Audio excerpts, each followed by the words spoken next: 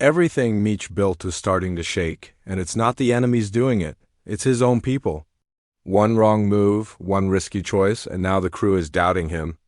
In episode 5, Meech tries to stay in control, but instead he pushes the crew closer to breaking.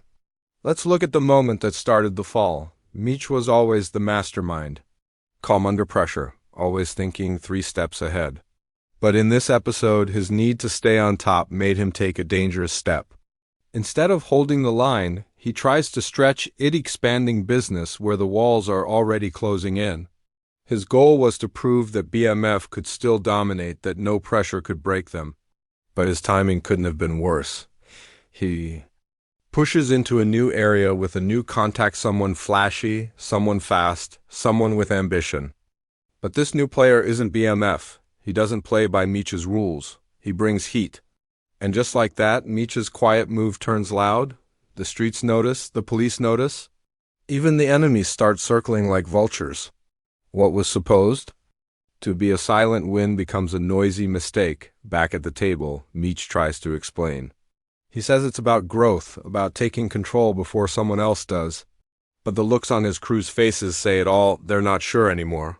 There's a tension now. It's not spoken, but it's there. People are second-guessing. Was this move for BMF or for Meech's pride? Terry's face says more than words. He doesn't shout. He doesn't argue. But he watches, carefully, quietly, like a man who's seen this path before and knows where it leads. The trust between brothers is still there, but it's not as strong as before. Terry knows that one bad deal could get them all locked up or killed. Even B-Mickie is uneasy. He's been walking a thin line for a long time. Now he sees Meech taking risks that don't feel right. For a man like B-Mickie, who's already feeling the heat from his own secrets, that kind of gamble is too much. He starts to pull back, just slightly. He says less. He watches more. Then comes the moment that seals it. The drop goes bad, shots are fired, money is lost. And worse, people start asking questions. Word spreads fast. Is Meech slipping? Is BMF falling apart? That's all it takes to start shaking the foundation. One failed move.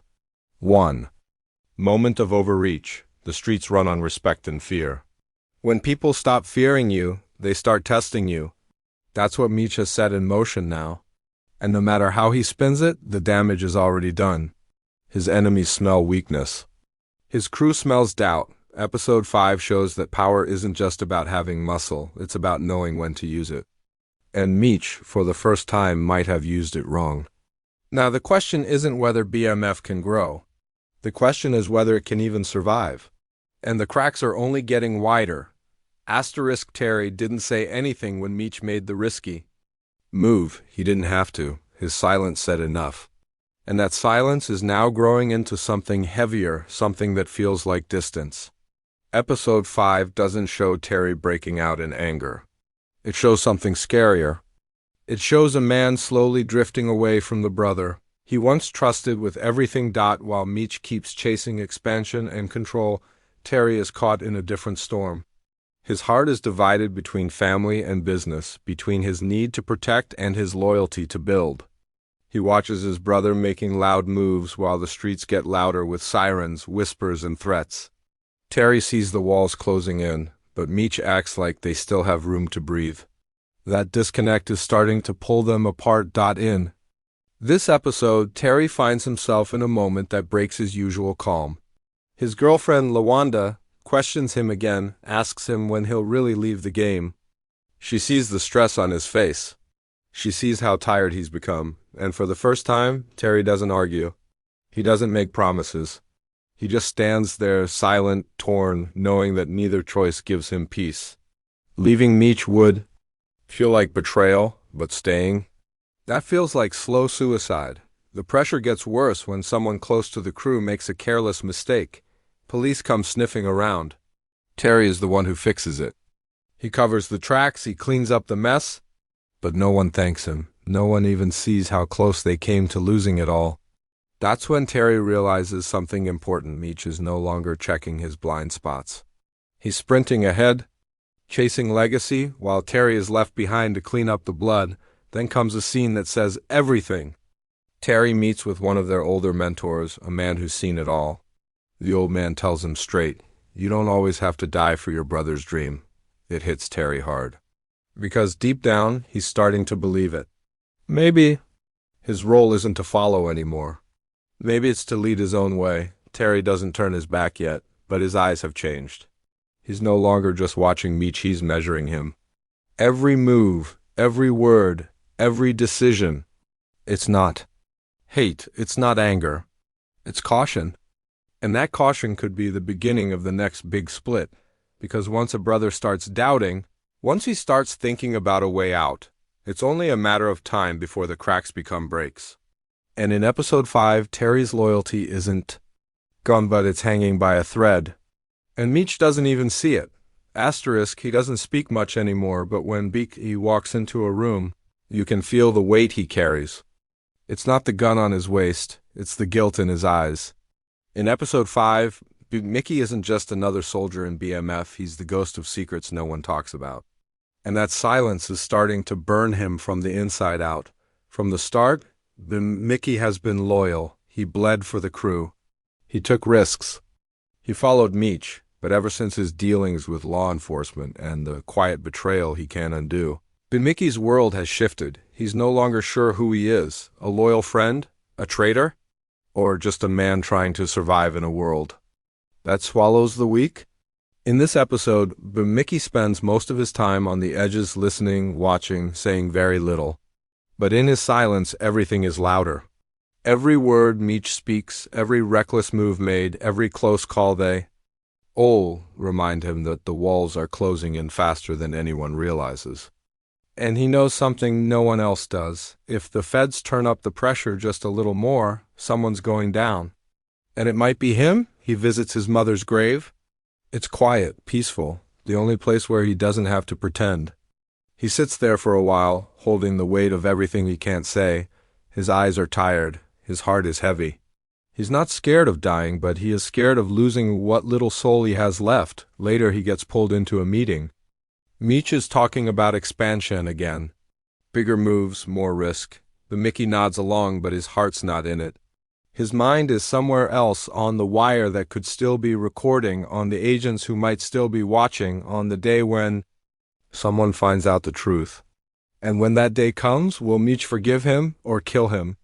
Then comes the twist. An officer shows up unexpectedly at a corner B-Mickie is working. It's casual. Too casual. Just a look. Just a word. But it's a reminder they still have him. He's still on the hook. And if he doesn't give them something soon, they'll squeeze harder. His hands shake as he walks away, but he doesn't tell anyone. Not Meech, not Terry, no one. By the end of the episode, B-Mickie is sitting alone in his car. He looks at a photo of the crew from better times, smiling, fearless, untouchable. He closes his eyes, and for a moment you can feel the storm inside him.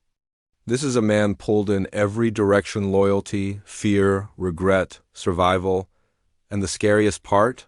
He's still holding the biggest secret of them all.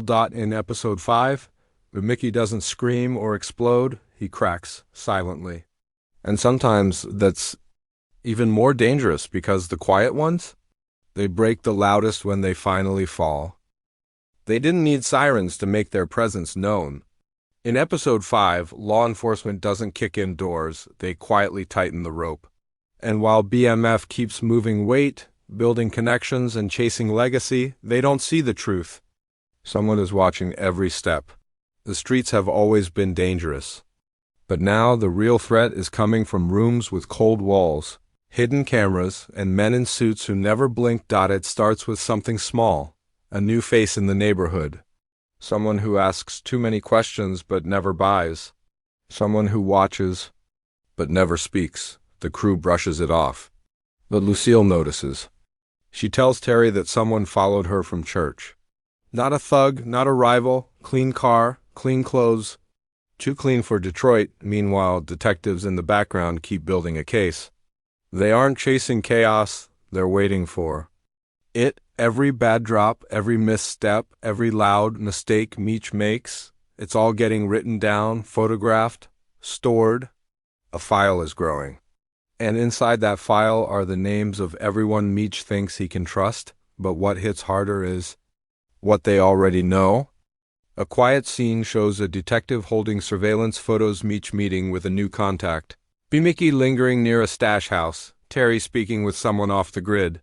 They're not guessing anymore, they're connecting dots. And once they get a few more, they won't knock, they'll strike. One of the scariest moments comes when a young crew member gets picked up, not arrested, just questioned. He doesn't break, but he shakes, and that's all it takes. Now the fear spreads. If the cops are getting close to the small ones, how long before they come for the kings? Even Charles, who's been trying to keep the family together, starts to feel the pressure. His business gets a visit from a plainclothes agent. Not aggressive, just a friendly chat. But Charles knows what it means. The feds don't waste time unless they already have something. And whatever they have, it's deep. Back in the crew, paranoia grows. Phones get watched more closely. Meetings get shorter. No one says too much. And yet, the feeling remains someone's talking, someone's leaking. They just don't know who. Is it a crew member? A friend? A family member? Or worse, is it someone who already made a deal? Episode 5 turns the spotlight away from the flashy drug world and shines it on the real battlefield surveillance. Wiretaps, manipulation, and pressure. This isn't just about who's the toughest anymore. It's about who's the smartest. Who can see the trap before it snaps shut, and as the episode ends, the sound of a recording being replayed in a hidden room is the final reminder. The streets might kill you fast, but the law will kill you slow. And BMF? They're already in the crosshairs.